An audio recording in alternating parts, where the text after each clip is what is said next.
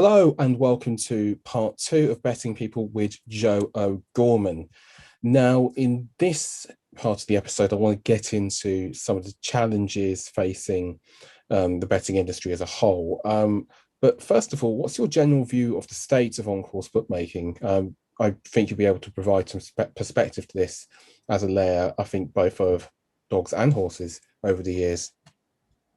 Well, it's a bit hard to say at the moment. We haven't had the greatest of years, have we? And obviously, we're worried about getting back and how the roadmap's going to pan out. Hopefully, there's no twists and turns and no shortcuts in this roadmap, and we can get back to some type of normal come July, come June or July. But before, obviously, the pandemic hit, I would say it was on course was in a good state, really. I would say festivals were booming. Pitch prices, we can buy and sell our pitches as you may know, William, but a lot of your viewers don't. The values of those were holding up still quite well. I don't know how they'll pan out in the future. We'll have to wait and see. But yeah, I would say the festivals were holding up very well. Saturday crowds, particularly. Not all Saturdays though. The winter game has always been hard, even back to my father's and grandfather's generation, to when we were working together. That was well known. I think Grandad would go to Benidorm for the whole of Jan and February and come back for the festival, Cheltenham. One thing I will say is midweek is hard. You know, if you haven't got a bigger week on that week, or what's known as a festival week, or even some music events or free events that the tracks had a go at, which was so successful in April. So if anyone's listening, we'd like to see those back. You know, you put the attendances down, the people will come. So the admission price, rather than attendances. And maybe that's a thing that will help midweek. You know, midweek is very, very hard. You probably get too many bookmakers turn up midweek, but it is our profession. We'd like to go to work. I suppose you're frightened of missing a decent winning day or what's happening in the world, really. I'd like to see tracks try and do something more midweek. And maybe, William, it's a case of just there's too much racing. You know, poor quality racing midweek can lead to poorer crowds. Maybe now with a rejig of the fixture list maybe round the corner because of the dates in the roadmap. Maybe it's a good time that they looked at the fixture list, and maybe a little bit less could be a lot more. It's an interesting point. You may well come back to it a bit later. I mean, first of all, you know, can you see things changing with that? You know, most of the fixture list tweaks in recent years have actually seen slight increases in the amounts of meetings. And what are your plans personally for the future? Well, I'm only 52 at the moment. I'd still like to be within the game until my retirement. I don't know if a lot of bookmakers feel the same now. We've all had a taste of retirement, haven't we, in the last year? So I can see maybe a few wanting to get out and maybe cash in on a couple of their positions rather than see it out. We buy our positions on a lease deal basis. That lease is running out. So hopefully I'll still be around for a long while yet. I don't think the fourth generation of O'Gormans is likely to happen, but yeah, I'd like to keep the name still on course for a good few years yet. And just moving quickly, or moving to a different area altogether, but one of the big changes in the future, which we're sort of experiencing now, at least the start of it, is the gambling review. What do you make of any proposed changes that you've heard? And have you submitted evidence to any of the consultations out of interest?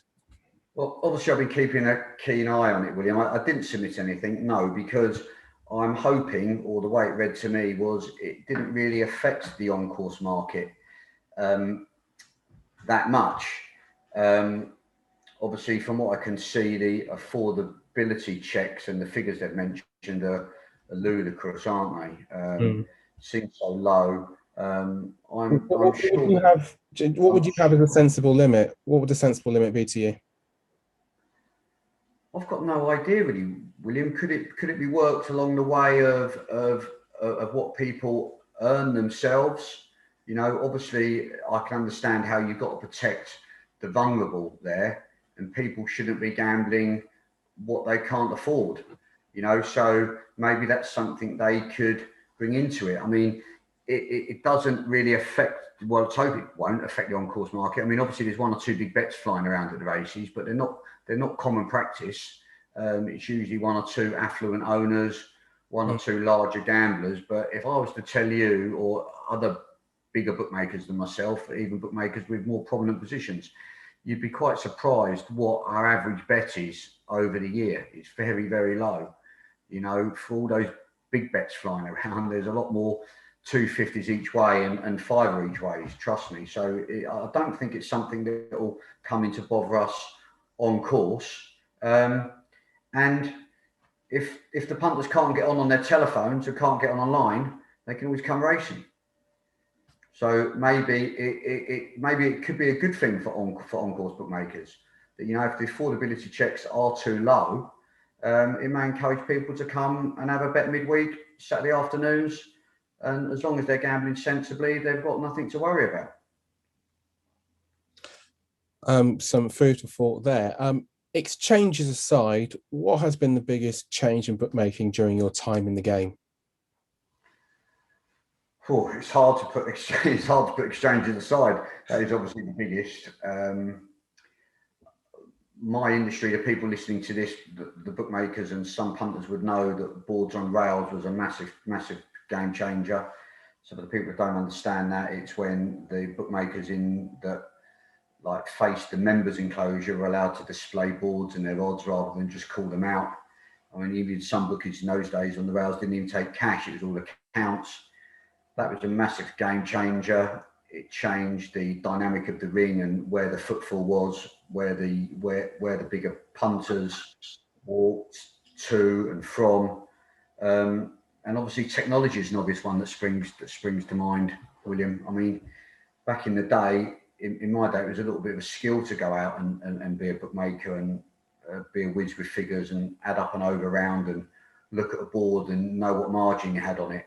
But now we open a laptop and it's all there for us. I mean, some of us don't look at the laptop for our overround. Some of us can look at a small run of field and just add it up quickly. But some can't. So that has been the biggest change: the technology, the exchanges, boards on rails, LED boards and screens. You know, we used to have a man used to go around with a bucket and sponge to help you wipe your chalk off. Indeed, how things do change. Just on greyhound racing, going back, I wondered, because turnover is consistently good in bedding shops, but pre-COVID, I think it might have been fair to say that there were less and less people going to the dogs. How do you think we can ignite more interest in greyhound racing so that the balance between the two is put right, in a sense, if I could say that? Well, it's a big question. I mean, I imagine the brains behind it, they'd prefer to ask someone like Barry Hearn, a great promoter, rather than myself. But, you know, possibly there's a way that they can reinvent themselves. The snooker managed it, the darts managed it. It's a shame to see dog racing decline like that, but it's very hard, isn't it? Because to get the crowds in midweek anywhere, as we touched upon earlier, it's difficult. You know, it's a shame with greyhound tracks because it's a great night out. It's a cheap night out. You see crowds at places like even the Stowe Day, they were packed to the rafters before they closed down, and even tracks that have closed more recently still had huge crowds, but unfortunately they can't maintain it through the week.